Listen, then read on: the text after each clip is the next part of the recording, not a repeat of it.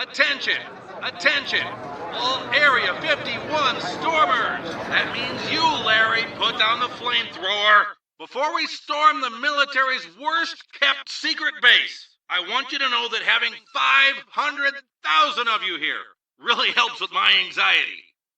The 20 guards who can fire 800 rounds a minute with their M16s won't be able to stop us all. Hey, where are y'all going? The Odd to Newfoundland Paranormal Podcast brings you the best in East Coast esoterica on the first of every month. Together, we can keep it growing by sharing the show on social media, subscribing to the show wherever you may be listening to it from, and by leaving feedback about your favorite episodes. Wait, what am I supposed to do with 500,000 egg salad sandwiches? The Odd to Newfoundland Paranormal Podcast. Always available, always free, always odd. It's the odd to Newfoundland. Ghostly greetings from your host, Jonathan. Mysteries, ghosts, monsters, and lore. East Coast esoterica and so much more.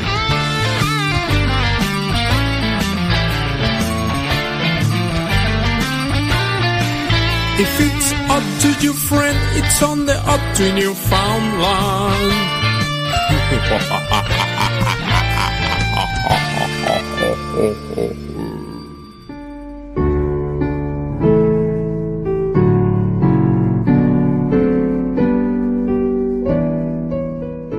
Ghostly greetings from the oldest city in North America. I'm your host, John Mallard, bringing you the best in East Coast esoterica. You, my friend, have stumbled upon the On to Newfoundland Paranormal Podcast. Welcome to episode 82 of the On to Newfoundland Paranormal Podcast, your monthly paranormal variety show. Having you here is better than faithful friends who are near to us, gathering near to us once more, and most certainly better than having your chestnuts roasting on an open fire. Oh, because you're wonderful, a masterpiece, beautifully made, important to people because you're important to me. Highly favored by your creator, whether that's God or by the law of averages in physics working in tandem. You, my friend, are an oddball, and here on this show, you are family, and we are one. Welcome, one and all, to the Odd to Newfoundland Paranormal Podcast Holiday Special 2019. And I am a huge Christmas suck. It's true. You'll learn that pretty quick. If you're new to the show and you're a new subscriber, thank you so much for taking the time. And if you're an old, dear, nearest friend of mine who's been listening to this show for the last 5 years, thank you for once again joining me on my favorite show of the year. Yeah, that's right. The Christmas one always is. And, well, we're not actually having a Christmas special this year. We're having a conspiracy special. Yes. This is called a very scary Conspiracymass. And the guest I got later is a well-known author, so I think you guys are going to really, really like that. What can I say? This has been just a crazy couple of months. And as I look back on this year, I realize this is the last episode of 2019. I look back of all the crazy milestones this podcast saw this year. And, I just want to say how much I appreciate each and every one of you guys who's taken the time to download, who's taken the time to share, who's just taken the time for the Odd to Newfoundland Paranormal Podcast. Thank you from the bottom of my heart. There's no better way to say thank you to me than to subscribe or hit like or share. Hang on one second. I just gotta turn the fire down a little tiny bit here. Now the old Yule log is on. I figured I'd put Yule log on this year in the background just for shits and giggles. I thought you guys would like that. Saint Nick shits and giggles. Man, did you ever think about how much cookies that guy must eat? Like, come on. I eat a couple of cookies, man. I gotta, go find Zantac. Have one of those freaking, what are they, Uno things? Eno? I know, I can't remember what they're called. I don't know, they're fizzy and they're supposed to fix you. I hope all your cookies go really well this year. And I think 2019, although it was a crazy year for me, it was a great year. I love this year. This year was awesome. It had a lot of growth in me as a person, in me as a living carer, or aka foster parent. A lot of growth for me as a husband and a father. And just really, really thankful for this year. Before I dig in here and get into paranormal news, I do want to tell you guys about some of the ups and downs of the last month or so of my life, because things have been just really weird and crazy for a couple of months now, really since September. And, I don't really get a chance to check in with you guys much. And I think it's time I let you guys in on a very heartbreaking but also very heartwarming couple of experiences that I've been through these last couple of months. One of the scariest things I've ever come across, really, in life in general, is change. And I think we all know that basically, as humans, we're adaptation machines. We're made to change. That's what we're here for. Don't get too comfortable where you're in your life right now, because things are going to change. You might have the same job for 10 years, but let me tell you, you're not going to look the same. You might have the same friend you had, but you might not have the same friendship circle 10 years in the future. I look at the amount of change that's taken place in my life in the last 3 months, and man, what a roller coaster. So I had a foster son. He was with me for a full year, and he went home on September 10th. That was tough. It was hard. That was pretty heartbreaking. And I talked about that at length on the podcast before. And then on the 12th, a little girl came. Now, this is kind of unheard of. We usually take a month in between to kind of chill, but we couldn't let this child chill. We had to put the child first, so we took this child. And then 2 months later, which is actually last month, and it was actually November, she is moved so quickly, like within 2 months. She's moved for political reasons. There was no reasons on our end. We did everything we were supposed to do. They just found a different family that thought would probably be better for her for the long haul, and they might be looking to adopt her, right? So, there was a lot of politics behind it and stuff like that, and we were pretty upset. Not gonna lie, as a family, we were pretty upset. And 2 weeks ago, I'm not gonna lie to you guys, I was in a very, very dark place. Very, very dark place. I've never been that exhausted and that defeated at the same time, and I usually bounce back pretty quick. Fast forward a week later, I go for a meeting at work, and they look at me, and we do a debriefing on the last placement. We're kind of talking about, like how upset we were about how things were handled and stuff like that. And they're like, okay, well, how upset are you? Because we've got another baby for you. So, as I'm recording this is actually 9:35 p.m. on November 29th. This little guy came home to me 2 hours ago. Complete shock to us. He's with us now. And you might hear a baby crying in the background while my beautiful, amazing, super awesome wife is up there looking after him, so I can come down here and just be a total goof with you guys for an hour. But, man, what a roller coaster. What a roller coaster. And, there's lots of things that drive me to do my podcast. And I think one of them is I like the consistency. This podcast has come out on the first of every month for over 5 years. It's probably been one of the most consistent parts of my life. And, for right now, I needed to come down here and chill with you guys, because I don't know how much longer I'm going to be able to do this for. This whole being a super dad thing, it's pretty hard. You got to turn off at some point and come have some fun. But anyway, there you go. I'm actually recording this on the day that he got here, after being completely spun and being in a panic all day long, getting things ready. So, how, when you get ready to have a kid, you have that month or so before baby comes, and you get in a panic, and a lot of guys will go out and work overtime, and they'll pick up the things they need for the baby, and they're pretty tired doing all that because they're preparing for baby to get there. We had to have all those feelings and stuff like that within 24 hours of a phone call. So, go figure. One hell of a Christmas present. And I've never been more thankful. I'm tired as hell, but I'm thankful. And I feel I want to share that with you guys, because I think you guys are important. I really do. And even with these big changes in my life that are very stressful and very hard, it'd be so easy for me to say, man, you know what? No podcast this month. I can't do this month. I'm exhausted. Rightfully so. Rightfully so. I could definitely say that this month in particular, but you know what? Absolutely not. For starters, I don't want to get on Santa's bad side. Okay? I got to stay on the good list.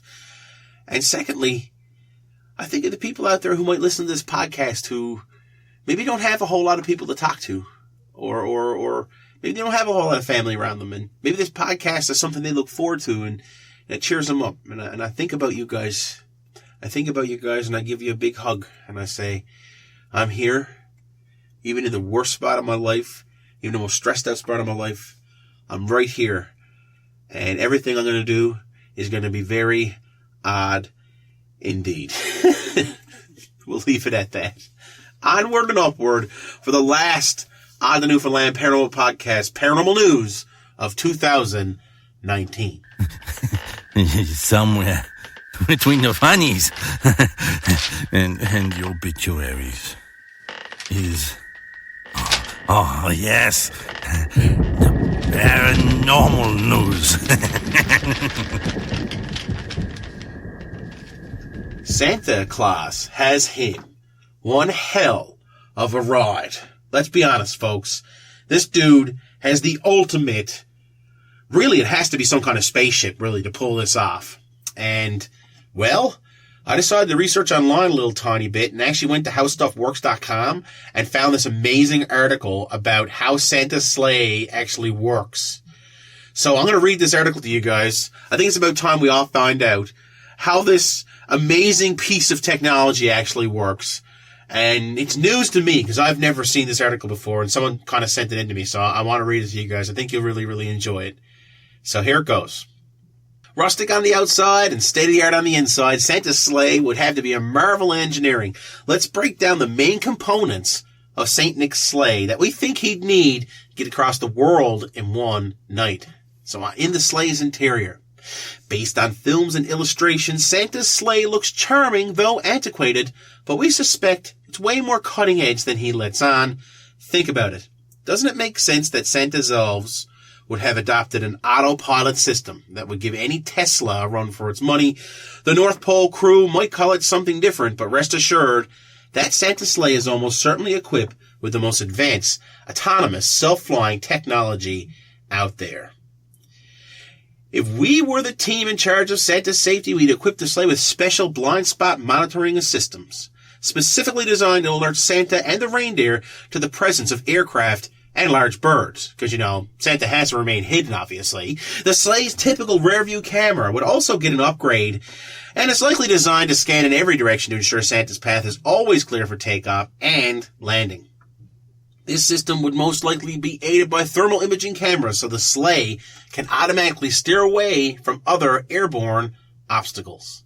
The sleigh dashboard is likely to be dominated by Santa's own GPS navigator, so the elves could map out Santa's millions of stops well before Christmas Eve, just to make sure Santa doesn't miss anyone. The sleigh definitely has a built-in naughty or nice sensor that keeps Santa updated on children's activities right down to the last minute. Yeah, you heard that.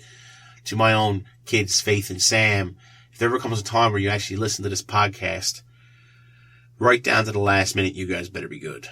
This is important, as even the most minor of naughty deeds committed within the final few hours of December 24th can determine whether children get what's on their gift list, or they instead receive shiny lumps of stupid old coal. Nobody wants that. The speedometer on Sleigh's dashboard allows Santa to monitor his flying speeds, and state-of-the-art radio keeps him in constant touch with Mrs. Claus and the team in the North Pole. They send him minute-to-minute updates on local weather reports and toy inventory. Trans-dimensional present compartment is in the bag, guys. Yeah, literally. When it comes to Santa's toy bag, you're probably wondering how he fits all those presents into one bag. Think of a trans-dimensional present compartment in the form of a traditional gift sack.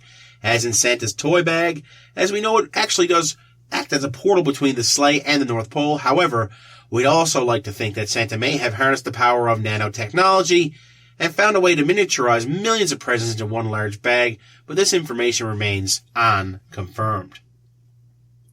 The Stardust Antimatter Propulsion Unit.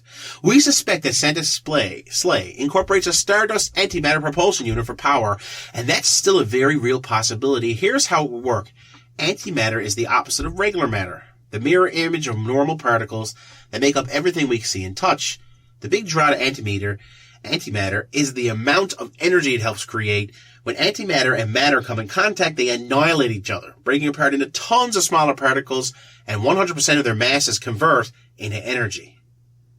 Although antimatter propulsion rockets are mainly used in science fiction shows to allow spaceships to travel at warp speed, the possibility of designing one is very real. NASA is currently developing one that would get us to Mars within a matter of weeks.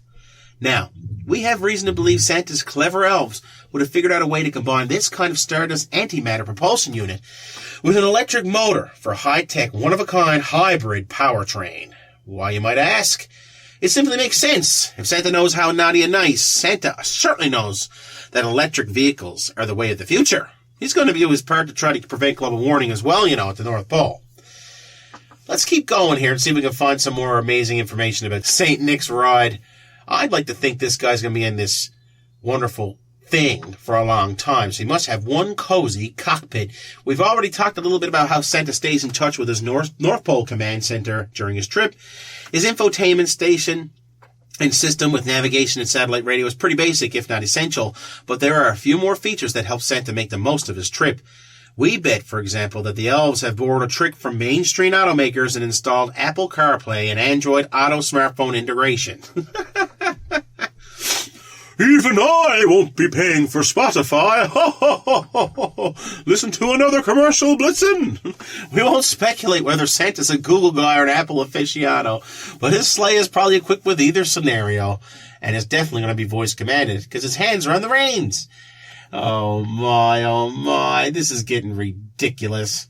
Santa's recent upgrades to autonomous technology and electric powertrain have made the reindeer's job a little easier, but the herd is still responsible for a lot of the heavy lifting. Sleighs are large sleds or carriages used for transportation in colder climates. They have two runners on the bottom instead of wheels, making it easier to barrel across snow and ice. With the aid of kinetic energy, a sleigh can easily travel downhill, but once it plateaus, it needs momentum to keep moving and navigate any steep terrain. Or in Santa's case, take flight.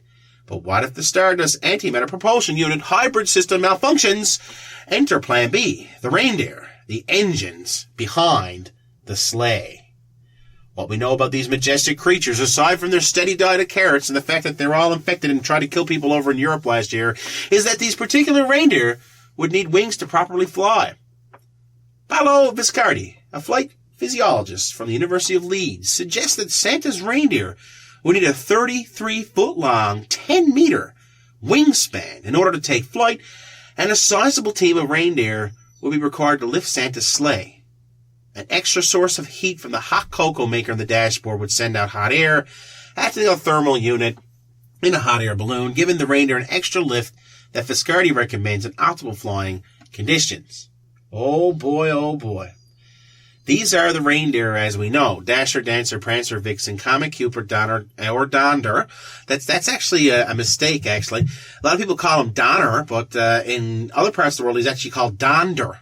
Blitzen, and Rudolph. Of course, the most widely recognized reindeer is Rudolph. Folklore has it that during a particularly foggy Christmas Eve, Santa was unable to fly a sleigh due to poor visibility. We've posited that Rudolph helped guide Santa's sleigh through the bad weather with his bioluminescent nose. So yeah, in the next section, we're going to look at the secret training facility in the North Pole where reindeer get ready for the big day because they truly are the heart of the operation. Here it is, the last part.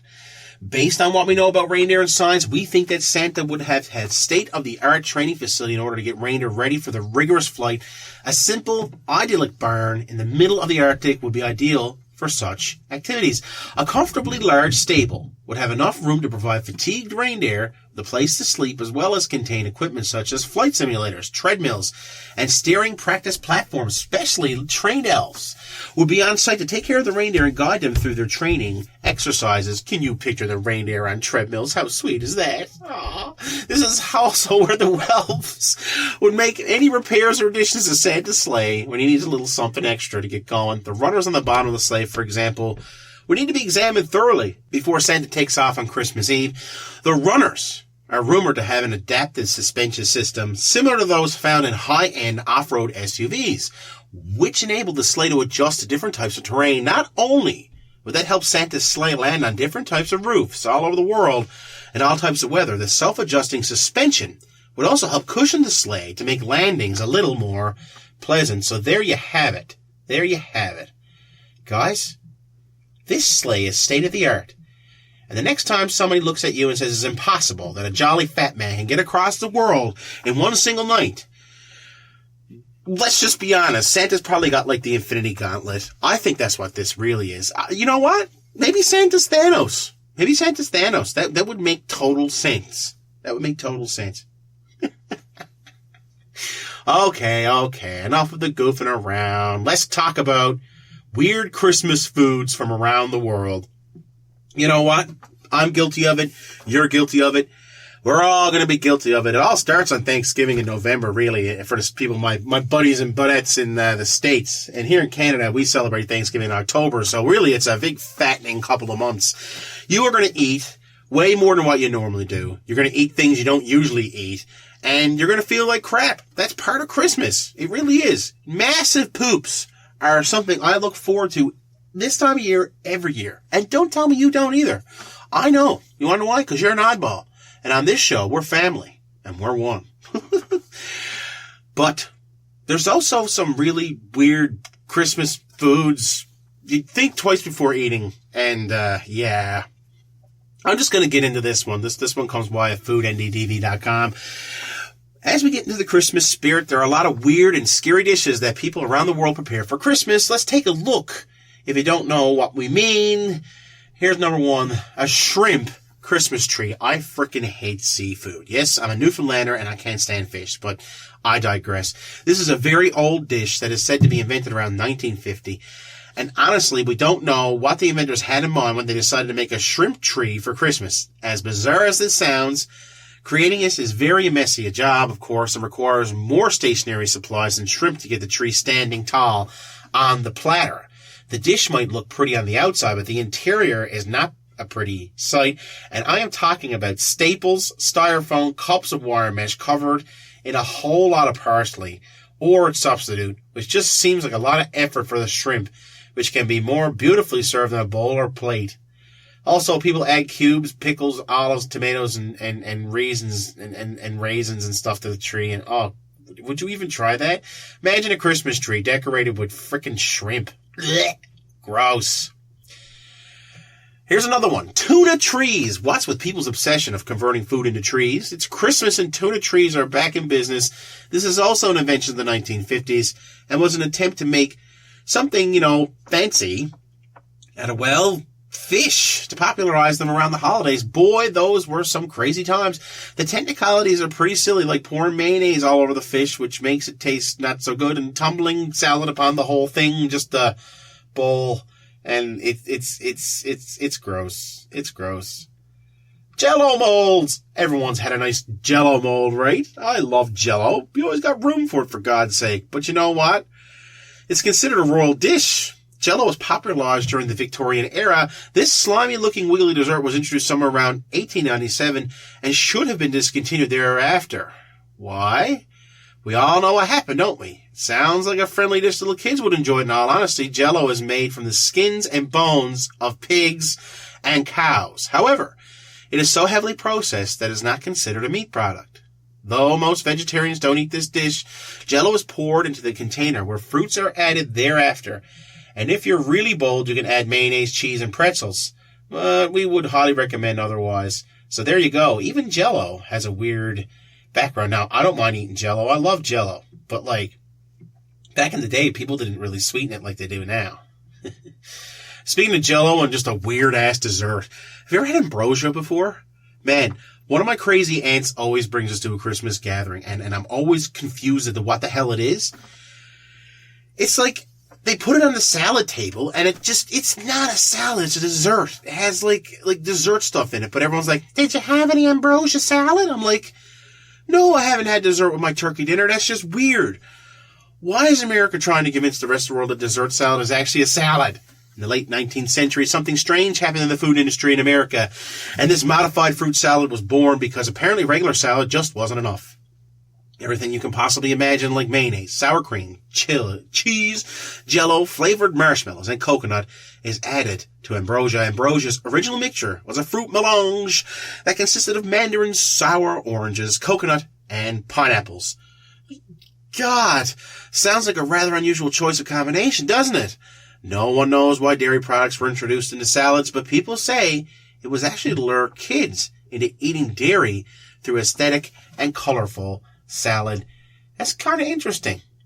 Now, we've all had our little fun over the years, it goes across Facebook every year, and what are you all having for Christmas dinner? Well, I'm having a turkey. Yeah, well, I'm having a turducken, which is a turkey. We got a duck stuffed in it.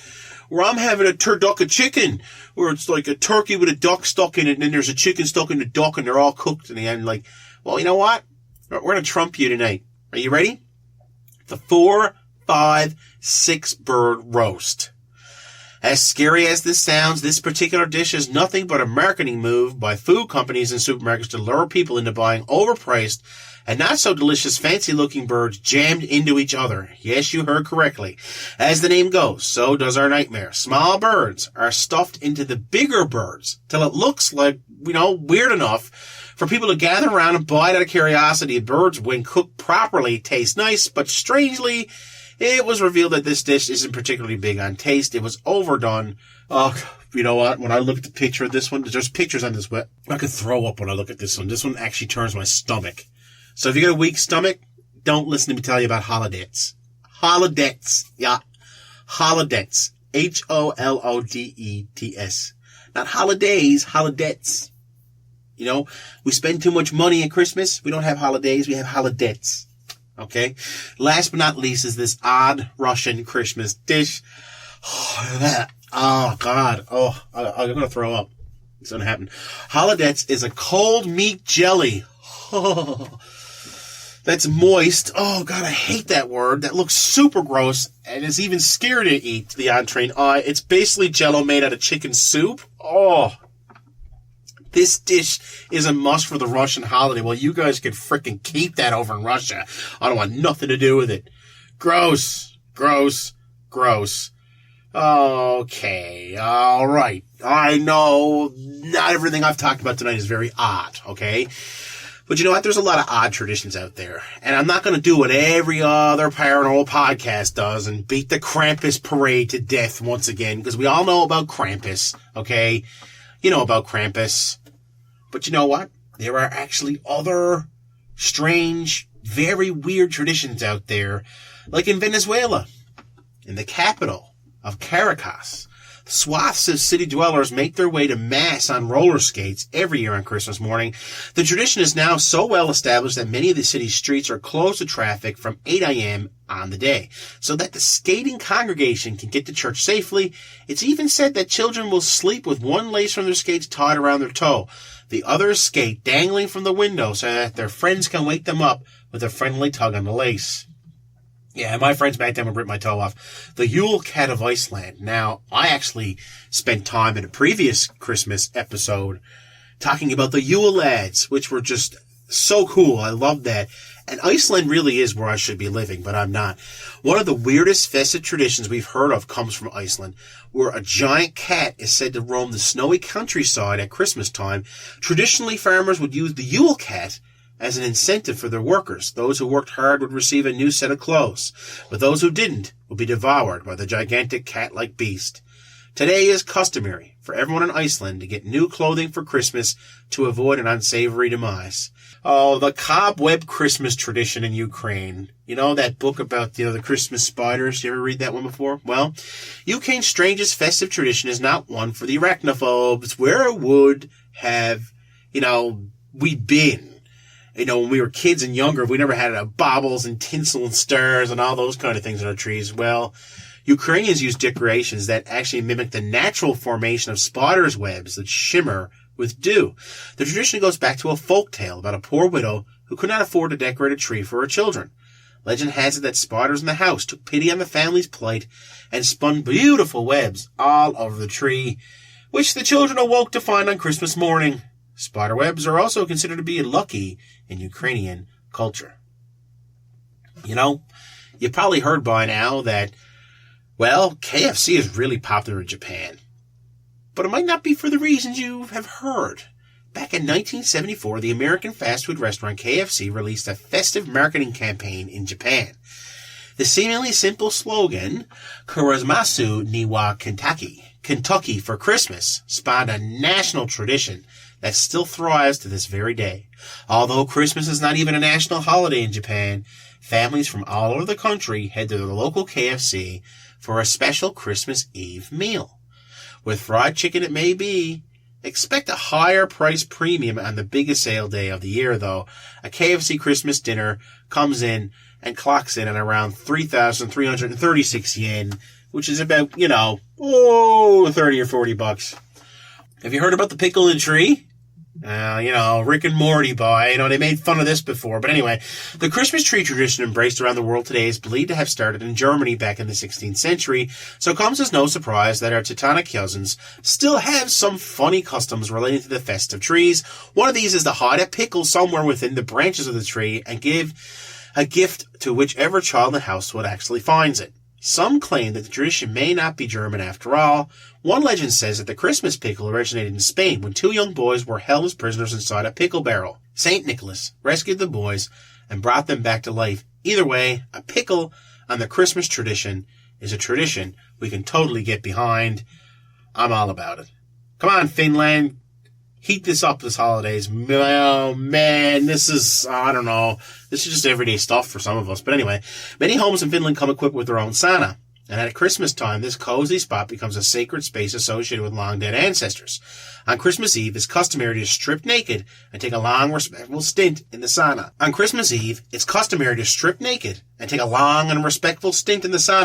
Which is also believed to be home to the legendary sauna elf.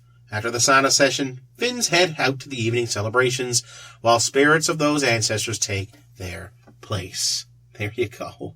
Not an awkward thing at all. Let's do one last one. Let's do Befana the Witch from Italy. Because, this is the Odd the Newfoundland Paranormal Podcast, and I never actually talked about Befana before. And I'm going to be honest with you. It's not the nicest one. Forget Santa on December 25th when in Italy, as all the action takes place on the eve of January 5th. According to folklore, an old woman named Befana visits all the children of Italy to fill their stockings with candy and leave them presents if they've been good. Just like Father Christmas, Befana enters through the chimney and is left treats by the children who live there, typically wine and local Wait a second. Kids leave this woman wine? How come my kids don't leave me wine? I'm not getting nothing this year. Nothing. Oh, here's one last little bonus tradition. You guys would probably be like, oh, this is so Christmassy, because, nothing's more Christmassy than another duck. I said duck, not the F word. Donald Duck. Yeah. Sweden loves them some Donald Duck. The video above, you can actually see on YouTube, of course, is a 1958 Christmas special called Kalle Anka och Hans Vänner önskar god jul. Or, Donald Duck and his friends wish you a Merry Christmas. Every Christmas, families around Sweden gather around the television at 3 p.m. sharp to watch, you guessed it, Donald Duck. Everything on Christmas is planned around the television special, and more than 40% of Sweden's population still tune in like clockwork. The tradition dates back to the 1960s, when televisions were a new commodity in Sweden and only 2 channels air, one of which played Disney cartoons at Christmas. It may be a quirky tradition, but a whole nation coming together to watch Christmas cartoons together is about as Christmassy as it gets. And, I gotta mention my dad here, because every single year we watch the same Christmas specials. We make sure of it. And, it's the original Christmas Carol, Alistair Sim, Scrooge. It's excellent. The Mickey Christmas special, the one where they do their version of Scrooge, is amazing too. But I think my dad's favorite, and one of my favorites as well, is definitely the Charlie Brown Christmas special. It's, it just gets me every single time. All that little tree needed was a little love. Oh my. And all we're going to need is a personal trainer after we eat so much and our butts get huge, right? Well, I got a little bit of paranormal news to tell you, because this guy here, way too far. Totally overdid it. It's not even Christmas yet, and he overdid it. An impromptu and ill-advised egg-eating competition in India recently resulted in the death of a 42-year-old man. I have to tell you about this, even though eggs and Christmas aren't exactly connected. It's more of an Easter story, but you know what? Just hear this. According to reports, Subhash Yadav and his friend had been at Bani Market in Jaunpur district of Uttar Pradesh when they had an argument and decided that the best way to resolve their differences was to challenge each other to another and to eat 50 hard-boiled eggs. The winner of this bizarre contest would receive a paltry $28. Which, it's still something. Things have been going fine until, upon attempting to eat his 42nd egg, Yadav collapsed on the spot. He was rushed to the Gandhi Postgraduate Institute of Medical Services for treatment. However, despite their best efforts, doctors were unable to save him. It turned out that he had died from, get this, complications due to overeating dozens of eggs. Eggs are lethal if you eat them, by the way, raw and that many. This isn't the first time something this is actually after happening. Back in 2012, a 20-year-old Tunisian man named Dawah Fantasi died after attempting to eat 28 raw eggs as part of a bet. Suffice to say, eating a large number of eggs in one sitting is a bloody stupid thing to do. So don't do that. Oh my God, this is not paranormal news, guys, but I saw this and I cried my eyes out. This was just, it's beyond nostalgia. It's beyond nostalgia what this was. This simple little commercial. And I hope you guys get a chance to see this. It's definitely a Christmas commercial. It probably won't be on in the new year. I'd imagine this will be gone, but anyhow. E.T. reunites with Elliot in new ad 37 years after Steven Spielberg's movie, E.T. A heartwarming new Christmas ad has reunited Steven Spielberg's friendly alien with the now grown-up Elliot. Released all the way back in 1982, E.T. the Extraterrestrial remains one of the most cherished movies of all time, a heartwarming tale of a young boy's encounter with a friendly alien creature. Directed by Steven Spielberg and starring Henry Thomas as Elliot, as well as a young Drew Barrymore as his sister, the movie was the highest-grossing film of all time in the year of its release, and is also notable for its incredible music score, courtesy of legendary composer John Williams, who, by the way, got his start in Newfoundland. I know that's crazy to even say that, but you might know John Williams well. He's pretty much behind every major blockbuster ever in the 90s. Now Elliot, E.T., and the original film score are finally back after nearly 40 years thanks to a new advert which shows the titular alien returning to Earth to visit Elliot's family at Christmas. Created to promote Comcast Xfinity service in the U.S. and Sky Satellite service in Europe, the ad was put together with the blessing of Steven Spielberg, who was consulted throughout its creation. So far, E.T.'s return seems to have gone down very well with audiences, with some viewers describing it as the best Christmas ad ever. The audience is going to get everything they want out of a sequel without the messy bits that could destroy the beauty of the original and the special place it has in people's minds and hearts, said Thomas. You can check this out on YouTube, guy. Please, for the love of God, watch this commercial. This is, if you're in your 30s, okay, and you've got to see this. If you were a kid when E.T. came out, you got to see this. It's going to make you cry like a little baby. It really will. Okay. One last story, I promise. Then I'll let you guys go. Okay. I really wanted to overdo the news because, well, it's my last chance to talk about crazy things like Santa's sleigh and weird Christmas traditions and stuff like that. Until next year, really. I'm going to throw this out to you, though. This last story is kind of chilling. When you were a kid, what was the best part of Christmas? Was it the presents? Was it the food? Who the hell are we trying to kid? We all know the best part was. School was out for a couple of weeks, right? Well, what if I told you that there's one school in Florida right now who's probably going to be out for a very long time, 145 graves. Yeah, burial graves.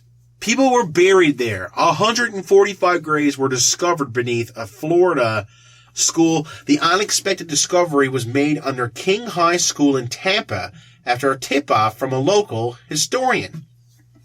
According to media reports, Hillsborough County Police and public schools conducted an initial scan of the site. After Ray Reid, a cemetery researcher, came forward with information about the land's history. Using ground-penetrating radar, officials found evidence of caskets a few feet beneath the school's agricultural program. Think about that! There's kids, little kids, digging in the ground, making plants, and just a foot or two away is a corpse. It turned out the school had been built on what was formerly Ridgewood Cemetery, burial ground that was commonly used by the city's poor between 1942 and 1959. It's now believed that there could be as many as 250 people buried there. Delivering these findings to the county medical examiner and state archaeologist today, as outlined in Florida law, said a Hillsborough County public spokesperson.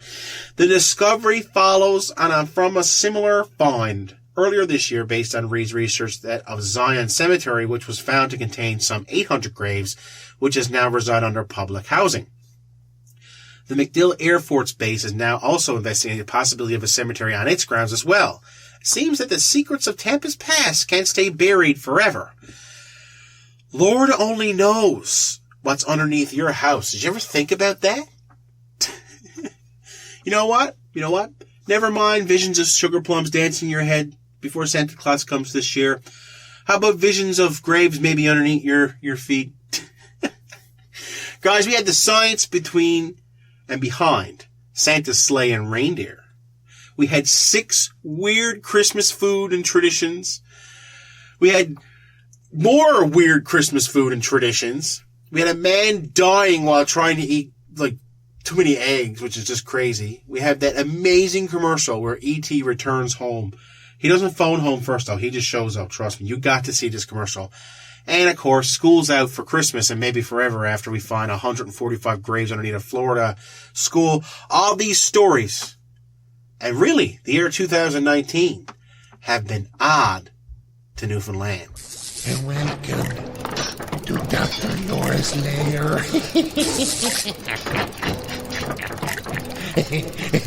Power on. Uh-oh.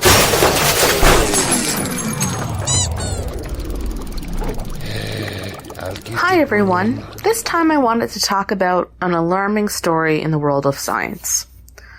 Often, scientists are protected to work and present their work factually through a peer-reviewed process. There are mechanisms in place to stop the muzzling of results, and often there are cultures of openness and transparency in academic settings. Well, at least we try our best. I think we may remember previous governments and their policies of having a tighter rein on funding, research priorities, and the dissemination of scientific information and findings. Kirsten McTigg wrote an article for Science magazine that highlights the stark reality of scientists in various areas of the world, and in this particular case, Turkey. Bulent Sink, and I apologize for the pronunciation as I most likely have it wrong, is an engineer and human rights activist who was sentenced to 15 months in jail for publishing the results of a study that linked toxic pollution to a high incidence of cancer in Western Turkey. Sik was the former deputy director of the Food Safety and Agricultural Research Center at Akdeniz University, and he was convicted of disclosing classified information after he published the results as a 4-part series in a Turkish newspaper in April 2018. His lawyer says he fulfilled his duty as a citizen and as a scientist, and he used his right to freedom of expression. The study was commissioned by Turkey's Ministry of Health to see whether there was a connection between toxicity in the soil, water, and food, and the high incidence of cancer in Western Turkey. After working for 5 years, Sik and a team of scientists discovered dangerous levels of pesticides, heavy metals, and polycyclic aromatic hydrocarbons in multiple food and water samples from several provinces in Western Turkey. Water in several residential areas was also found to be unsafe for drinking because of lead aluminum, chrome, and arsenic pollution. In 2015, after the study was completed, he testified and he urged the government officials to take action during a meeting to discuss the findings.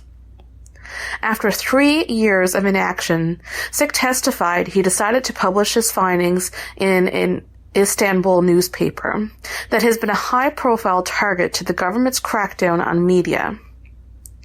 Also, Bülent Sikh is the brother of Ahmet Sikh, an opposition member of parliament and former investigative journalist at the Qumi Harriet newspaper, and he was also previously jailed for criticizing the government. What is quite striking in this case is that the Ministry of Health did not argue that what Sikh had published was not true, says Melina Boyum, a senior campaigner on Turkey at Amnesty International in London. Instead, she said that the government's real assertion is that the information was confidential, and this suggests that there was actually a real danger to health. Under Turkish law, Sikh could have avoided jail and received a suspended sentence by expressing regret. But he declined to do so when asked by the judge. Hiding data obtained from research prevents us from having a sound discussion about the solutions, he said in a statement to the court provided to Science by his lawyer. In my articles, I aim to inform the public about this public health study, which was kept secret, and prompt the public authorities who should solve the problems to take action. Sikh, who had lost his university position in 2016 after signing a petition calling for peace between Turkish forces and Kurdish militants in southeastern Turkey, remains free pending an appeal. Scores of Turkish scientists have been fired following their jobs, prosecuted, or served jail time in a crackdown on dissent that followed a failed coup attempt in 2016. Similar to the turn of phrase, history is written by the victors, science sometimes is dictated by governments. I really think this example highlights the importance of us to question what is published, and arguably, more importantly, what isn't. Critical thinking skills make us all responsible citizens.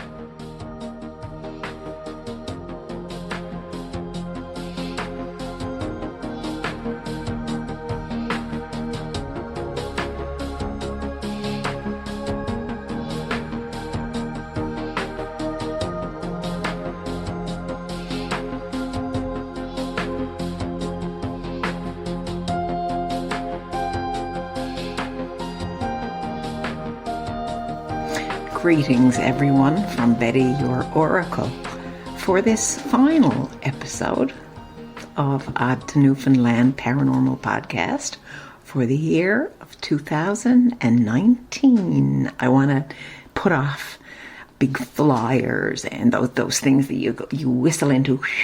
Yay, yay! It is the final month of this year, and all I can think of is with my hands in a prayer pose looking up, I say, thank Goddess.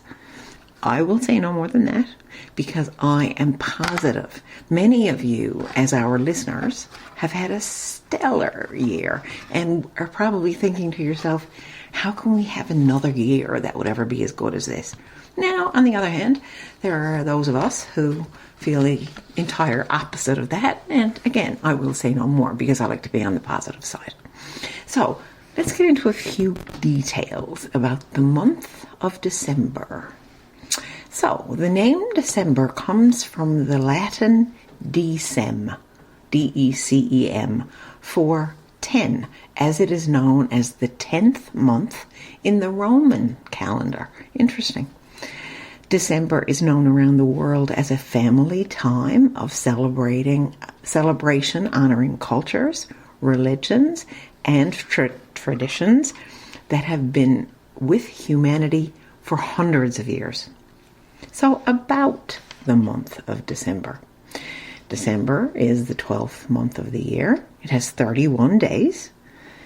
Its season in the northern hemisphere is winter. In the southern hemisphere is summer. The holidays in December: Pearl Harbor Day, Hanukkah, Christmas, Boxing Day, Kwanzaa, Read a New Book Month. Cool. Human Rights Month. That should be every month. Calendar Awareness Month. Okay. National Hand Washing Awareness Week. Well, National Hand Washing Day is 365 days a year. Sorry, this is from Google, so sorry Google, but National Hand Washing Day is every single day of the year. Sorry, but the awareness, so there's 1 week in this month that honors its awareness. It's National Fruit Cake Month. I know people who are fruitcakes, so it's their month. I'm one of them. Symbols for December. Birthstone is turquoise, zircon, or tanzanite. The flower is narcissus or holly. The zodiac signs are Sagittarius or Capricorn. From the Kaplan blog, I've done a little bit of research about this month of December. I enjoy the month of December, I gotta say, and not because of all the holidays and anything else. I think it's because we're finally shedding the old, whatever we've gone through this year, and we're moving into a brand new year and a brand new start. Every single day is a brand new start, as is every single day hand washing day. However, so let's go with the top from the Kaplan blog, the top 12 facts about December. December is now known around the world as a family time of celebration, honoring cultures, religions, and traditions that have been with humanity for hundreds of years. See below for the mix of the weird and wonderful facts about this magical month. An almanac prediction states that if snow falls on Christmas Day, Easter will be warm, green, and sunny. Isn't that cool? The name December comes from the Latin decem. I already said this, but that's okay. Decem for 10, as it is the 10th month of the Roman calendar. The term Yuletide comes from a Norse tradition of cutting and burning a tree to bring in the winter solstice. This was to last through 12 days, later known as the 12 Days of Christmas. That's the big Yule log that would have been in those massive big fireplaces in the castles. December 12th is Poinsettia Day. Saint Nicholas, who would eventually be called Santa Claus, was originally the patron saint of children, thieves, and pawnbrokers. Okay, Nick, what's this about the thieves? And well, the pawnbrokers, not so much, but children, thieves, and pawnbrokers? Me and Nick are going to have a chat, I think. December 28th is considered by some to be the unluckiest day of the year. Now, in all the 65 years I've been on this planet, I have never ever heard that before. That's wild. December 28th is considered to be by some to be the unluckiest day of the year. Interesting to find out the origins of that. The first artificial Christmas tree was made in Germany, fashioned out of goose feathers that were dyed green. Cool. For my ones. Yes, green goose feathers. How cool is that? Spiders and spider webs are considered good luck on Christmas. So look for a spider web. When you find it, you're going to get lots of good luck. Common decorations on a Christmas tree each have their specific meanings. Candles will burn the tree down. The light of the world. The star at the top is a reminder of the first Christmas night. Candy canes are to represent the shepherd's cane. Jingle Bells, the song, was composed in 1857 and not for Christmas. It was meant to be a Thanksgiving song. Wow.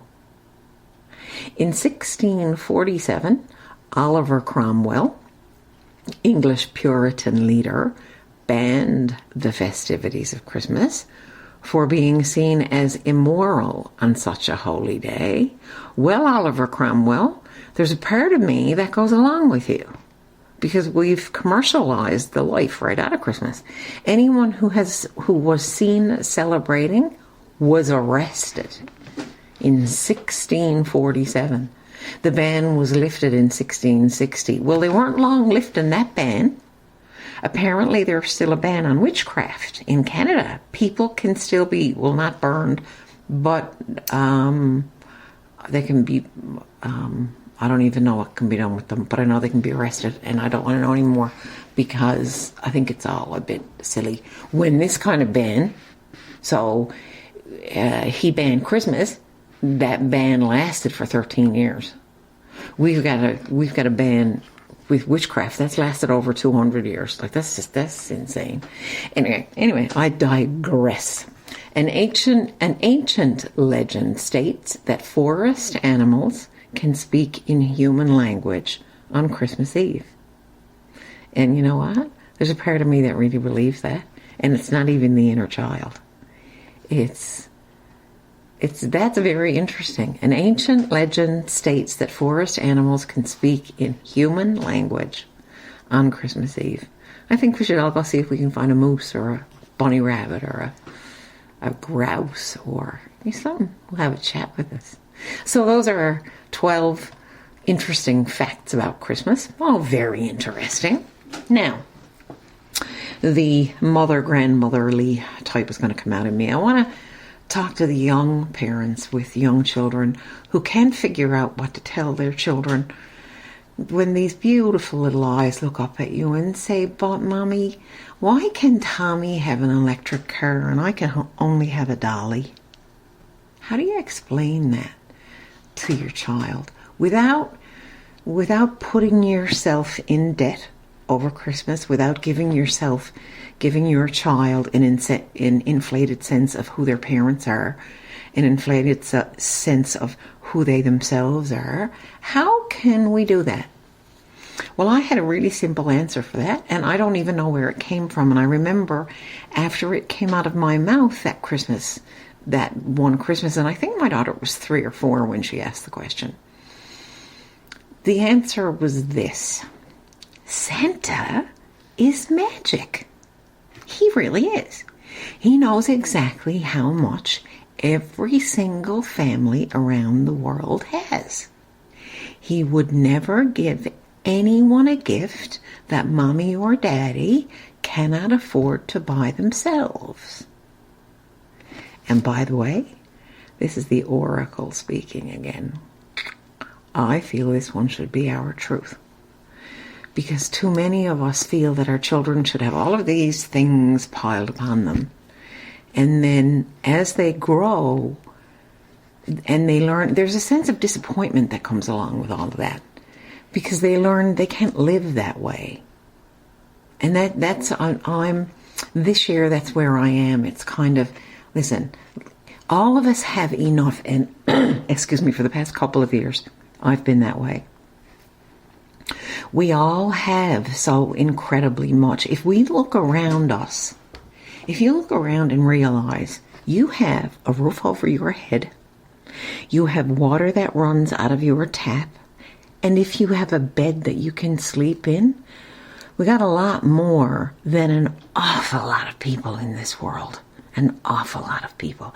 And if we're only grateful, if we can be grateful for that fork that you just pulled out of the drawer, that spoon you just stirred your tea with, the cup that you've got your coffee in, the pair of slippers you just put on your feet, the socks you just put on, every single thing, if you can show gratitude for that, everything falls in line for us. Instead of overinflating everything, we have to have all of this stuff. Stuff doesn't do anything for you. Stuff clutters your life. Stuff can cause a lot of confusion, and stuff can cause a lot of anger. So I'm going to get off that track because it's December. And here on the east coast of Canada, in the oldest city in North America, we have a gentleman, and I want to talk about him now for a little while. We have a gentleman who many years ago took on the role of becoming our very own top assistant to Santa. His name is Mr. Bruce Lipton, and in 2012 he wrote a book entitled The Man in the Red Suit. And just because it's an amazing book and it's about this man's journey and it's about what Christmas is all about, really, I'm going to actually read both cover inserts, the front and the back, and I'm going to read you a chapter of this book simply because my love of reading, and I want you to know a little bit more about the tradition of Christmas, especially here on our island. So, the inside cover of this book, and by the way, it was a national bestseller, on the very top of the front cover, it's a memoir, so it's about his life. And it's available in, I would say, all bookstores, and probably online as well. So, the inside cover says, during the past 33 years, so this was written in 2012, during the past 33 years, St. John's businessman Bruce Templeman has devoted the month of December to visiting children and assisting Santa Claus. At school parties, country clubs, or in the critical care unit of hospitals, young people ask him profound questions about Santa Claus and the true meaning of Christmas. Templeton has collected hundreds of stories and questions during more than 1,000 visits, some of them curious, some happy, some heartbreaking. In his memoir of 3 decades, he shares some of the most unforgettable questions. Templeton always tries to bring hope and joy through his visits, but he often finds it is the children who change his life and the lives of those who assist him on these extraordinary journeys. And then below that it just says, for readers who enjoyed the best-selling Tuesdays with Maury and Everything I Need to Know I Learned from a Children's Book, Bruce Templeton's memoir will fill them with enough inspiration and joy to last an entire year. And on the inside back cover, there's a picture of Mr. Templeton. Mr. Templeton, so Bruce Templeton, is an investment advisor in St. John's, Newfoundland. His life has been profoundly affected by his decision 33 years ago to don a Santa suit. Bruce has concluded that magical thinking has an important place in healing both our body, mind, and soul. And I'm right on board with Mr. Templeton as he says that. And now I'm going to open the book randomly. Oh, goodness. Okay, so I've got chapter 11, and it's called, Have You Written Your Letter to Santa Yet? Here we go. And this starts on page 81 of the book, actually. Every year, the children of the Sunday school classes at St. Andrew's Presbyterian Church in St. John's present the nativity play for the congregation. One year, the minister turned to the congregation and asked for a show of hands as the rehearsals were starting. Raise your hand if you have ever played Joseph or Mary. About 20 hands went up. Who can remember being the innkeeper, a shepherd, or Herod? Again, many hands shot in the air. Yes, this is a long-standing tradition, but each year the performance still captures everyone's imagination. Joseph and Mary come down the center aisle in their robes, which have been carefully hemmed for each child's height. The innkeepers sit quietly with their lamp, waiting to send Mary and Joseph to the stable. The 3 wise men arrive with their precious gifts. The position of Gabriel is always carefully chosen because the 3- and 4-year-old angels all need a leader. Even with all the help and preparation, there is still pandemonium, with angels winging up and down the aisles, while the delighted grandparents and mortified parents all try to keep their budding Oscar winners focused on the job at hand. the shepherds are guiding their flock and actually seem to have most of them under control. A wise producer has put a bowl of Cheerios under the fake campfire to keep them entertained. Then the narrators take us through the story as baby Jesus arrives and is placed in the manger. Sometimes his arrival has been abrupt, and he has actually landed on his head in the manger, but the story moves ahead anyway. At the conclusion of the play, the minister comes forward to sit on the chancel steps. All the children gather around him so they can have a little chat. There is no rehearsal. There is no tape delay to bleep a child if there is some spontaneous but perhaps awkward moment. What is said by the child comes directly through the speakers to the delight and horror of parents and grandparents. One week in early December, the minister was talking to the children about the true meaning of Christmas. When he finished his 5 minutes with them and offered a prayer, he asked them a question. Do you have your letter written to Santa Claus this year? One child put up a hand and said in a loud voice, No, sir, I'm going straight to God this year. The church erupted in laughter, leaving the minister speechless. There are a variety of messages about the Christmas season. Our minister certainly knows about the decorations we get for the food banks during the Santa Claus parade, and he knows about the Santa's visits to the Janeway. At the same time, he knows we need to keep the Christmas message in perspective. It is a question of finding balance.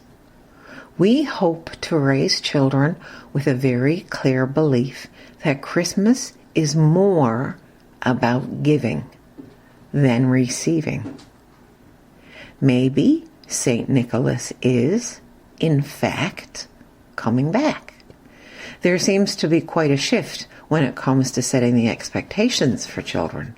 Some parents are pushing back at the notion that a child will get everything on his or her wish list. Some parents even explain that Santa needs help, and then they encourage children to think about giving some of their gifts to others who are less fortunate. Santa has gone to Christmas parties where he has been asked to bring the big green sack with the gold tassels, but to bring it empty. The children are invited to bring a present that Santa can deliver to other children on Christmas Eve. So, here is our prayer to St. Nicholas. Don't give up hope, because your message has not been lost. And may God bless the child whose Christmas letter has been sent directly to God. Well, I think Bruce Lipton, or the powers that be, were listening to me, because I opened that book totally randomly. My conversation was all about letting children understand that there's more to Christmas than getting all these piles and piles and piles of toys. Bruce Lipton in his book is explaining that now it's maybe time for children to start giving their gifts at Christmas time, things that they no longer use, that they might want to gift to other children. Learning that Christmas is about giving just as much as receiving.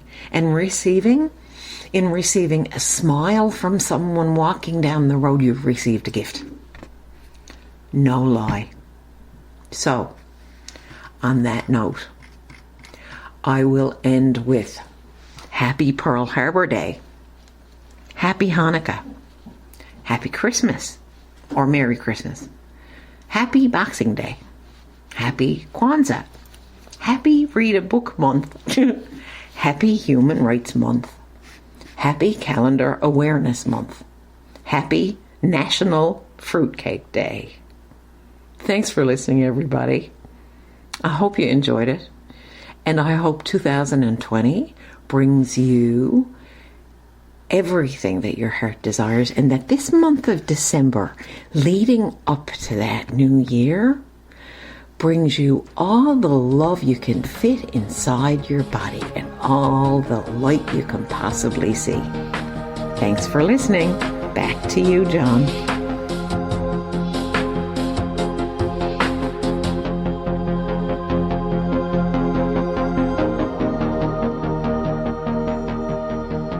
Attention all Podbean, iTunes, Stitcher, and TuneIn radio listeners. The Odd to Newfoundland Paranormal Podcast brings you the best in East Coast esoterica on the first of every month.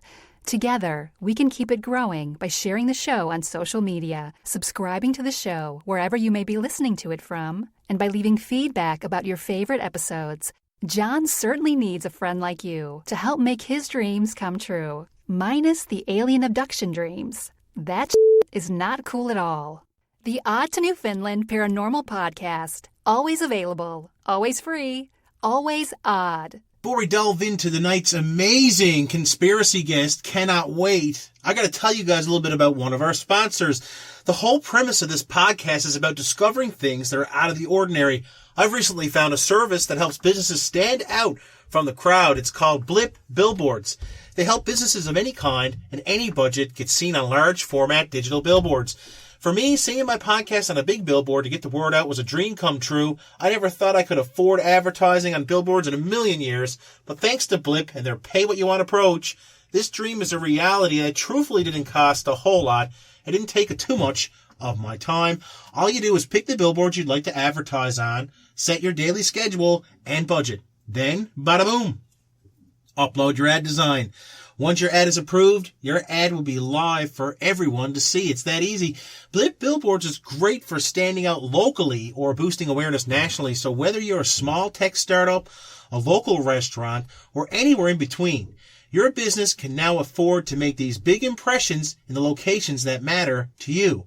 What would your billboard say? Try Blip Billboards today. Go to my special URL to sign up for a free account, and you'll get a $25 Blip credit to help you get started. That special link, of course, will be in the show notes of this very show, where you'll put in blipbillboards.com/odd as your promo code. So there you have it, guys. Get on that. Great sponsor. So happy to have him on board. Tonight's guest, well, there's a conspiracy afoot. I'm not going to lie to you. Whether it's Pearl Harbor, 9/11, suppressed cancer cures, the Fed, rigged elections, JFK, the list goes on and on and on. He's the author of American Conspiracies and Cover-Ups. Interviews with best-selling authors and conspiracy experts are found in this book, such as Jim Marrs, Noam Chomsky, G. Edward Griffin, and many others. These are all best-selling authors on the topics of various, conspiracies, worldwide ones. I'm so happy tonight to have just the amazing Douglas Cirignano on my show. Douglas, how you doing tonight? Very good, very good. Thanks for having me. Thank you for taking the time to be on the Odd to Newfoundland Paranormal Podcast, because Lord only knows there's a conspiracy afoot, and I cannot wait to chat about this with you. First and foremost, you must have quite the passion for conspiracies in general, to go out of your way to get in touch with some of these people. I mean, I couldn't even touch these guys if I tried to. How the heck did you get to know all these crazy people? Oh, well, yeah, I lucked out. I got interviews with some of the most famous conspiracy theory authors in the world. I really lucked out. I'm grateful for that. I grew up in the 70s. Everybody back then was questioning the establishment.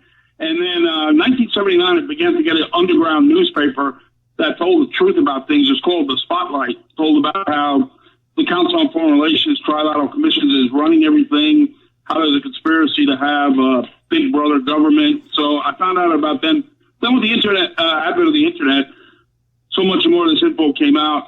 So I started interviewing these guys like 7 or 8 years ago. And you're right, I lucked out. You could probably get interviews with these guys, except Jim Marrs. He passed away. He's the most famous conspiracy theory author in the world. But I feel grateful that I got so many good interviews. Man, Dude, hook us up. Because, like, I want to talk to these guys, too. But I don't want to take away from your amazing work. You know, Doug, I looked at just the roster of conspiracies that you've covered, and it's really, really interesting because not only are you cherry-picking what people have already researched themselves, you're kind of putting your own spin on it. So let's hear about some of your favorite conspiracies. Well, maybe I shouldn't say favorite. Maybe I should say the ones that really stick out to you as, oh, my God, this is definitely a conspiracy.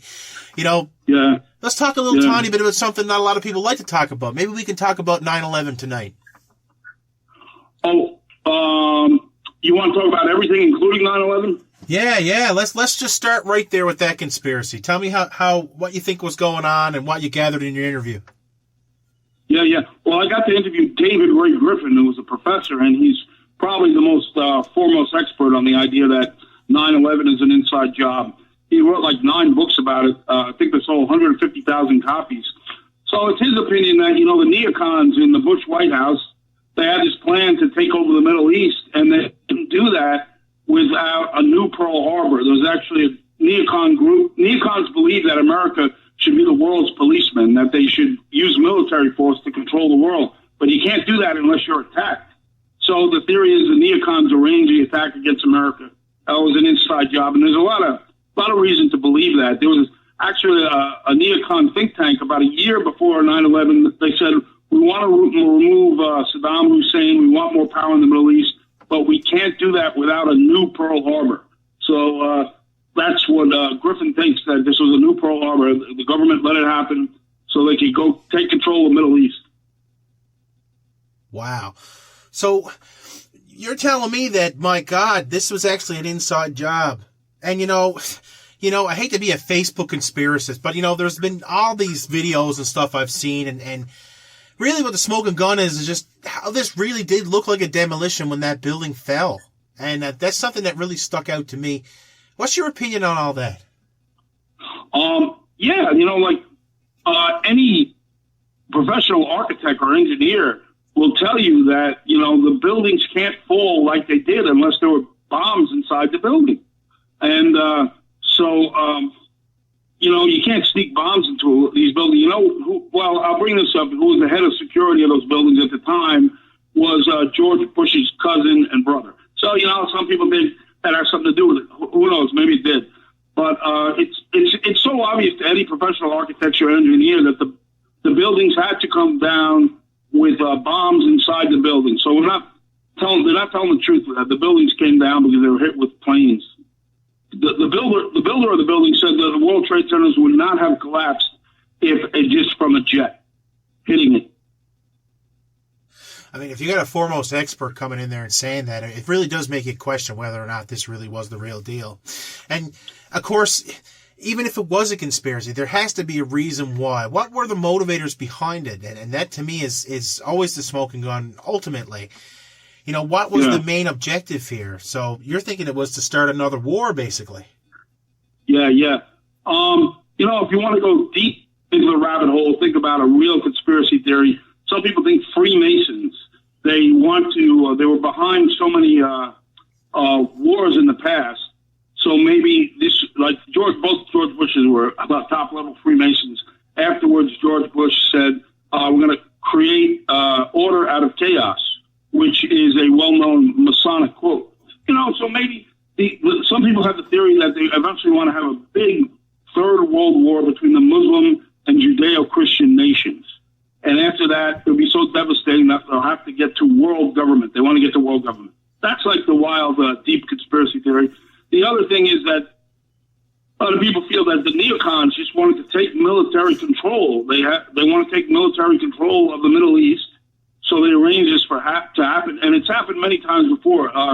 Governments will, this is what's called a false flag, use that to get what they want. And if they want to take control of the Middle East and have a reason to do that, then it's possible, you know, that it was an inside job. I think it was. A lot of people think it was. I think eventually most people will realize it was. So what do you think was the main objective? What were they after to start this war to begin with? What did the U.S. want there? I mean, the first thing that pops in my head is, well, oil. Yeah, maybe oil, yes. And also, you know, I'm not an anti-Semite, but I believe that Israel has to be protected. And this might, people accuse me of anti-Semitism, but I'm not. I think you can criticize the government of Israel and not be an anti-Semite. So, eventually there's going to be like 500 million Arabs surrounding 10 million Jews in the desert. So if everybody thinks the Arabs are horrible, terrible people, then the biggest military force in the world will protect Israel and continue to protect Israel. I think that might have something to do with it. And, of course, that's politically incorrect. Never supposed to criticize Israel. But, Muslims also have a faction in them in which they want to abuse and harass Jews. So I think both the Jews and the Muslims have to change their ways. They have to both try to get along with each other. Because in the past, Muslims have abused Jews, and I think in the last few decades, Israel has abused the Muslims. So they both have to change. Do you think there might be something bigger afoot behind all that? Because, out of all these infighting and fights like that between these different religions, we really are trying to start a new world order, so to speak, or one world government, as you mentioned. Do you think this might be just their way of showing, like, we want these people to fight their religious battles so we can hurry up and get to a world where there is no religion? Because I like to think that religion must be a huge pain in the ass to these guys. It really is standing in the way to what they really want, which is a one world government, correct? Yeah. I think you hit the nail on the head there. I think there's something to that.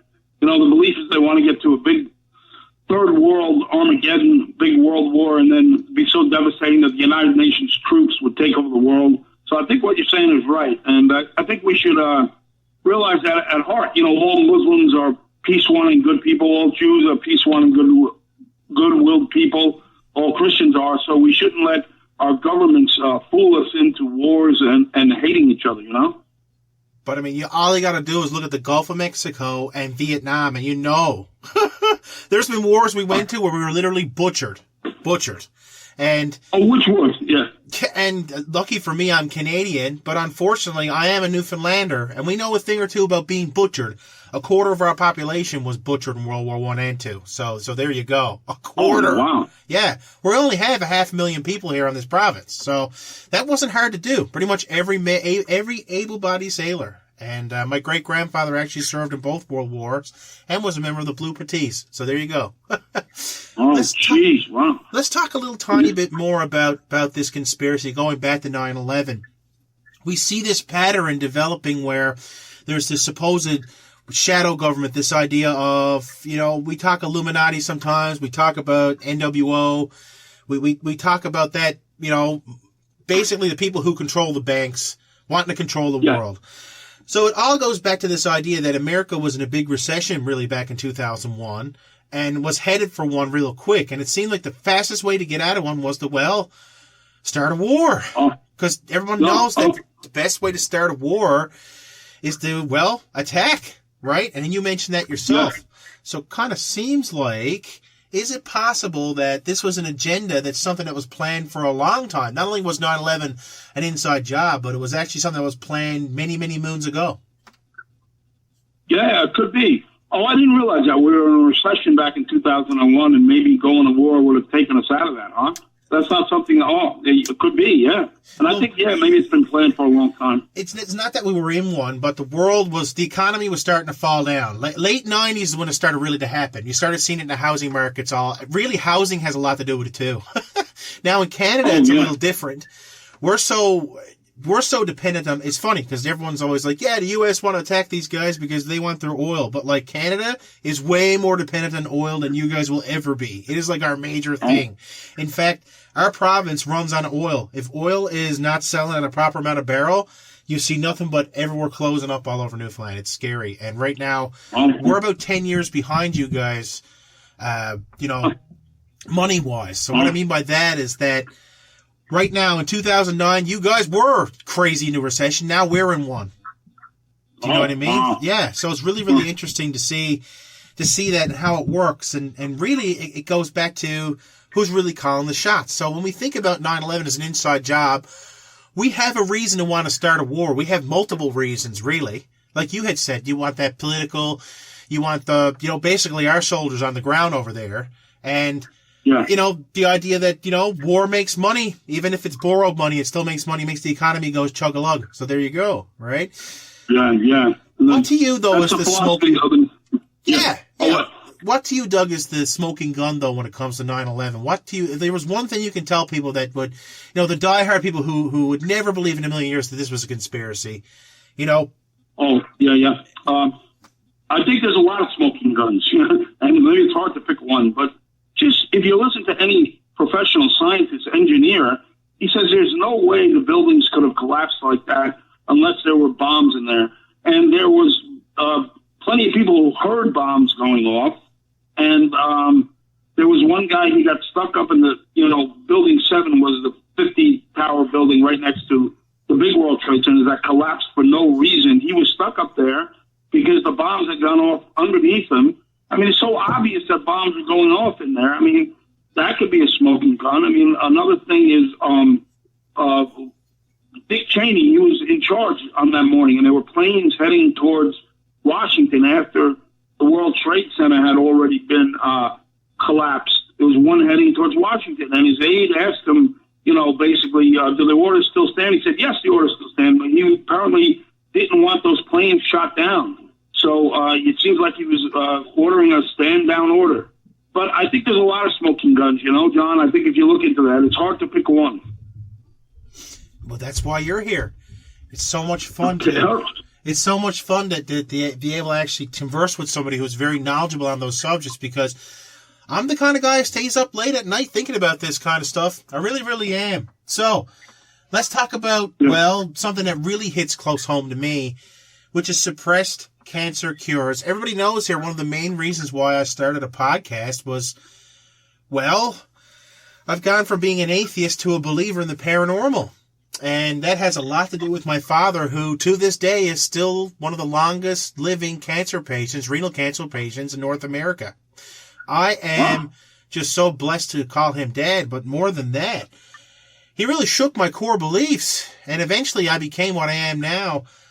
But the idea of a suppressed cancer cure, man, that just makes me so mad. I really don't want to think that's true. But you know what? I got to remain objective, and I'm going to let Doug here talk a little tiny bit about that and what that actually means. Yeah. Well, I interviewed a guy named Dr. Ralph Moss, who some people consider him the leading expert on alternative treatments for cancer. He actually worked at Sloan Memorial Kettering in New York City, Manhattan in the 70s, which is the most important cancer hospital in the world. And they found out there that Lair, which is vitamin B17, can help eradicate cancer. But he found the leadership of the hospital would not tell the truth about that. And so he got fired because he told the truth, and he told that it can. It seems like the cancer establishment is always pushing a drug that they can patent, because if it came out that vitamin C or vitamin B17 could maybe cure cancer or could help people with cancer, make them better, then none of the drug companies could patent that, because vitamins come from nature. And so therein lies possible the conspiracy. They want to make money selling chemotherapy and not have natural treatments, because apparently there are a lot of natural treatments that can help you.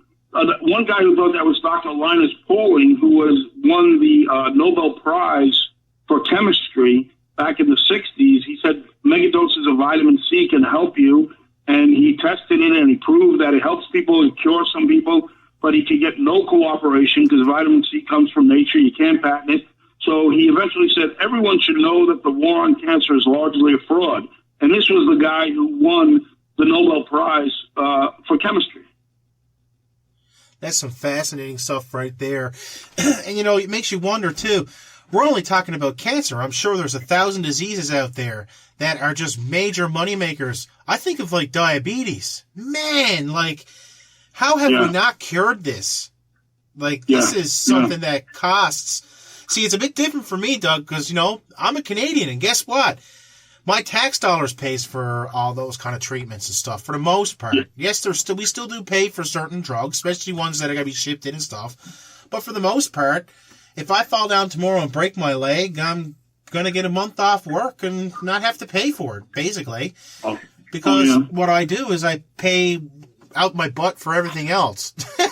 like a carton of milk is $7 here. So it's a bit different our way, but I could see how if you were making money off this, you'd want to prolong it and really keep a cure under your hat because, well, as soon as it comes out that we have a cure for this particular cancer or diabetes or whatever that, people spend a lot of money on to stay alive, basically, you're out a lot of money. So I can kind of see how that conspiracy makes a lot of sense, actually, especially something that we've been working on for so very, very long.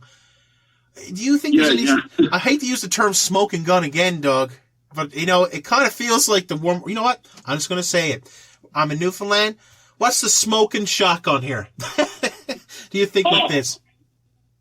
Oh, there's a good book called Politics and Healing by a writer called Daniel Haley, Haley. And in that book, he gives 10 instances in which a doctor had a good treatment for cancer.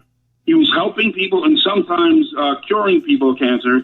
And in every case, the FDA came in, shut him down, treat him like a criminal, and suppressed the treatment. So that book right there, it might be the smoking gun. It's Politics and Healing by Daniel Haley. And that really gives you the feeling that something fishy is going on. Man, I like to think that, we live in a world where people care about each other, but I'm starting to think otherwise here, man. Doug, I don't know. I'm starting to get a little bit of shake here in my heart here towards humanity, honestly. Yeah. We better move on to another topic, something more friendly here. Okay. All right. So 9/11 was an inside job. They're suppressing the cures for cancer. I mean, next thing you're going to do is you're going to sit back and you're going to tell me that the elections were rigged or something. I mean, is that true? Yes, absolutely. Elections are rigged. And then I talked to Bev Harris about that. She's like maybe the leading expert on how elections can be rigged. And her book is called Black Box Voting. She's been on HBO and MSNBC and CNN. And her book, it's if you read that book, you see it happens all the time because in most cases, if a computer is counting the votes, then the only people who can look into that computer are the computer company that was hired to count the votes. The citizens can't look in. Anybody from government can't look in. So it is so easy for that computer company to change votes around. And it's probably happened dozens of times. And we should have a better system in which that can happen. But Bev Harris says that both the Democrats and the Republicans steal elections. I talked to her a lot about the Bush stealing elections, and there's a lot of information on that. But I think Obama did something too. So it's both the Democrats and the Republicans. Gotcha. Interesting. The last thing that I see here on the cover of the American Conspiracies and Cover-Ups book is JFK. And I mean, this is like the quintessential dead horse of conspiracy theories. Everyone has talked about this, but we still don't know. So you know what? Yeah. Get the bat out because we're going to beat this horse again. I want to hear about the grassy knoll. I want to hear about everything. Give me your take on what's going on with the JFK assassination. Yeah, it's a good time to talk about it. What's today? In 5 days, it's the anniversary, right? Yeah. Right now, as we record, this is November 17th, so we're getting there. Yes. So I interviewed, for my book, a guy named Barr McClellan, who was one of Lyndon Johnson's lawyers, Kennedy's vice president. And according to him, Lyndon Johnson was a mastermind of Kennedy's assassination. And some people believe that. I think more it's the military-industrial complex and the CIA. I think the lesson is that if you go against, it's really the CIA and the deep state that wants to run the government. And if you go against their will, you're going to be assassinated. And Kennedy was going against the CIA and military-industrial complex. I think Trump is going against that now, and they're trying to assassinate him with this impeachment. They try to assassinate him with the Mueller report because they already shot Kennedy, so they can't do that again. It would be too uncouth. So I think the lesson is if you go against the deep state, you're going to get assassinated. Which brings me to the next question. How the heck has Donald Trump not been assassinated next? I mean, in my mind, he's got to be like really the new NWO's worst nightmare. Here's a guy who can't be motivated by money, who has zero interest in really controlling, shall we say, there's just nothing to really buy him with. And it makes me kind of wonder if Donald Trump, well, maybe he's On that hit list, man. Like, how is he not?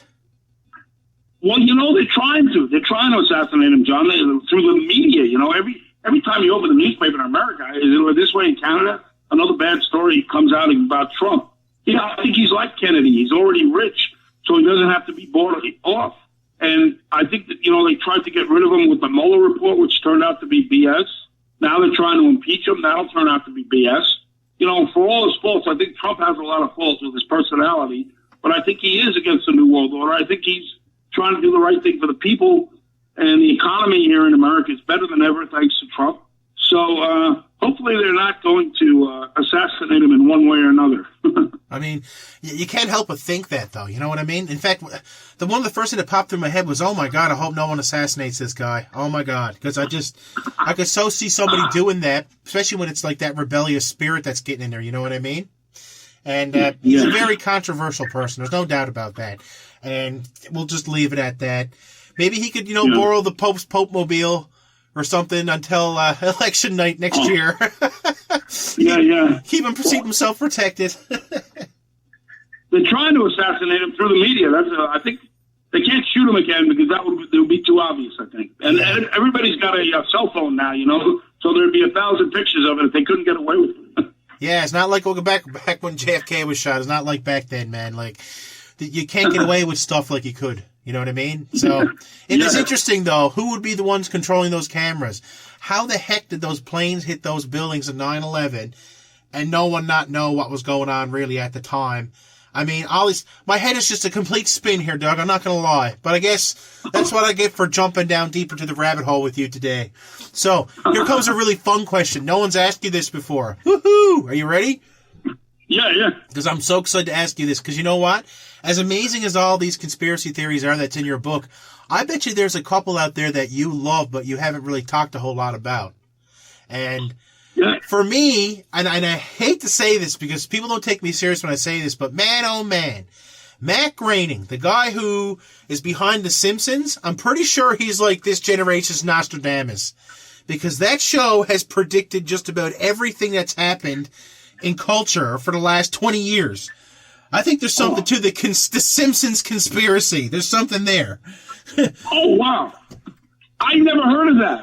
Really? I got to look into that. You have got to. If I Google you got to Google this. Simpsons predict everything. It is eerie. It is eerie. The stuff they've predicted like 10 years before it actually happened. In fact, those rigged elections were actually predicted with a little short sketch. Homer goes in the vote. And it keeps voting for the same guy over and over again. And he's like, no, I don't want to vote for that guy over again. No. And he just does it. And then the machine beats him and kills him. It's on a Halloween show. But, I digress. You gotta check this out. Yeah, I will. I'll check that out. Yes. It's really interesting. I know it's not something you'd write about, obviously. It's not going to be taken that serious. But still, it's really weird to see that the amount of stuff they've predicted that's come true. That being... Maybe he has... Maybe he's a political-minded guy and he has some inside information. Man, or you know what? The Simpsons are like this crazy Illuminati psychic thing going on. I don't know. A psychic think tank. I told you that Conan O'Brien was up to something before he got booted off that show. But anyways, I digressed. Back to my other question. Is there a conspiracy that's not really covered in your book that just really gets you going, that you're really passionate about? Let me see. I didn't write about, some people think the moon landing was fake. I guess that's a possibility. I didn't really know that much about it, but it might have been fake. I mean, the government could do something like that. That's an interesting topic. Did you ever look into that? Yes, I have actually on a couple. In fact, I had a guy on my show before who was pro moon landing, and he just basically said, this is the reason why this really did happen. Here's some photographic evidence from it, what they could not have faked at the time. And then they had the other people who are like, but here's the reasons why it's a very compelling conspiracy, because basically they had the ability to fake it at the time. And that was really, really interesting. And they've talked about... So what do you think? Part of me wants to think Steven Spielberg directed this thing. I really do. But the other part of me is kind of like, man, somebody would have blew the roof off this by now with science somehow. They would have. For sure. Yeah, it's like, I don't know. And Then another one is if the Earth is flat. I just heard about that recently. I don't know. That could be, I guess. I don't know. Oh, man. So wouldn't solar eclipses be like a straight line across the moon? You know what I mean? Like, yeah. There's a lot to that, though. But I will say this, though. The Earth isn't round. The Earth's an oval. And that's got to be stressed to people. People screw that up all the time. But, you know, if people want to believe that, they can. I'm not big on it myself. I don't think so. As much as I would love to be able to, you know, go to the edge of the Earth and jump off, I don't know. I haven't heard that much about it, but I just watched a podcast the other day. The guy really believed it. I don't know anything's possible. But, yeah, I haven't looked into it enough, so I don't know. To me, the moon landing being faked is about 1,000 times more plausible than the Earth being flat. Yeah. You know what I mean? Yeah, probably. Yeah, I don't know that much about it. And somewhere in between the both of those is, you know, the Simpsons have predicted everything that's going to happen in the future. Tell me a little tiny bit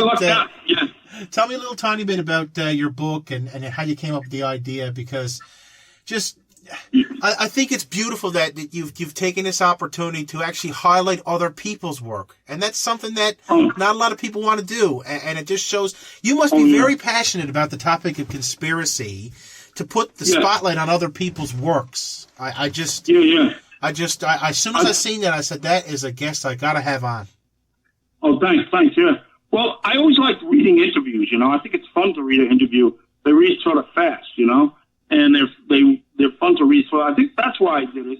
And actually, I was trying to break into journalism at first. I started interviewing some of these guys with the idea of trying to get the interviews in some magazines. Then I realized I had enough of them together that I had a book, you know, and I sent it off to Skyhorse Publishing, which is the same publisher who publishes like Jesse Ventura and Jerome Kersey and even Roger Stone. So they're like the biggest publisher of conspiracy theory literature. He asked me if I think I missed any, but I think maybe you can. 12 conspiracy theories. I think I cover a lot. I don't think I miss much. And I got the most interesting conspiracy theory authors in the world. I think that's what makes my book interesting. Although maybe next time I got to write about. Some people think the owner of the Titanic intentionally sunk the ship to kill some business associates and to collect the insurance. That might be another one. Oh my God! And you know what? If they're all related to Leonardo DiCaprio, we've got our smoking gun, baby. It's fun to think too that all kinds of events in our world are pre-planned, and there's been many times where I've had to shake my head and say, "What is going on here?" There's something to all this, and when you stop and think about it, and you feel like things aren't what they are. It seems kind of strange. Maybe you are yourself in the middle of a conspiracy. And, I really do believe someone like yourself who's getting that information out there, as controversial as it is, I really do feel like that's important for people to have those points of view. Because at the end of the day... I didn't write it just to be sensational, you know. I think it's important. Like, if there's a conspiracy to steal elections... then, what can we do to have fair elections, you know? If there's a conspiracy that killed JFK from the CIA, then how can we better control the CIA, you know? I think some people just look at the conspiracy for, see some wild idea that's sensational, but I think they have social and political significance, like you say. I think it's important. In closing now to our interview, I want to make sure that we highlight that somebody who's a part of this book is no longer with us anymore, and that's Jim Marrs. I want to talk a little tiny bit about him and what it was like to interview the great Mr. Marrs. Oh, it's really great. I'm really grateful for that. I actually talked to him twice on the phone for about 40 minutes each. I think he was the most famous conspiracy theory author in the world, so it was really great to get him. He's such a clear thinker and clear writer. I interviewed him about the notion that there's a conspiracy to have a big brother world government, you know? Is that true or not? And some people think, oh, that's crazy. But if you look at the United Nations Agenda 21 plan, it's a plan that the United Nations said we're all going to have to go move into United Nations cities, be controlled by the United Nations police force, Otherwise, global warming is going to kill us all. So we have to stop using cars and air conditioners and become part of the United Nations world government. And that's a proof that there's a conspiracy to have a world government. Mr. Morris thinks we don't have to worry about global warming for a long time. I think there is some global warming, but I think it might be an exaggeration to get us to accept Agenda 21, the big brother world government. So that's what I interviewed him about. It was great to talk to him. I'm very grateful I got to talk to Mr. Morris. And, whenever someone passes away, I just think it's so cool to remind you how important your work was, because guess what? Jim's interview with you lives on forever, and it'll be there long after you're gone as well. Where can people get this book to, by the way? And that's where I'm going to segue to end it here tonight with you. Where can people actually find this amazing book, American Conspiracies and Cover-Ups? My website is AmericanConspiraciesandCoverups.com. You got to put a slash between cover and ups, and there's some links there right to the Amazon page. And you can Google it, and I've been on a number of podcasts. You can listen to those or Google my name. But website is AmericanConspiraciesandCoverups.com. Put a slash between cover and ups, and that's where you can get it on Amazon. I think it's Barnes and Noble too. I think it's an absolutely beautiful idea. Once again, I can't stress it enough. I love for my listeners to give this guy a chance and really give all these amazing other conspiracy theorists a chance as well. It's not a conspiracy when, I have a great guest. So thank you so much, Doug, thank you for coming on, and I hope to talk to you again sometime soon. Thank you very much, John. It's been great. Thanks. You're a good interview, a great interview. Thank you. Take care of yourself now. You too. Well, the time to say goodbye is upon us. But don't worry, you can keep track of the Odd the Newfoundland Paranormal Podcast very easily. It's available on Stitcher, iTunes, Podbean, and TuneIn Radio. Just look for the Odd the Newfoundland Paranormal Podcast banner. Of course, if you'd like to keep up to date, you can always check out the Odd the Newfoundland Paranormal Podcast Facebook page, drop a like, and every single time a new show goes up, you'll be notified. You can also follow me, John Mallard, on Twitter at ODDTONFLD. That's Odd to Newfoundland. From the oldest city in North America, I bid you adieu from the Odd the Newfoundland Paranormal Podcast.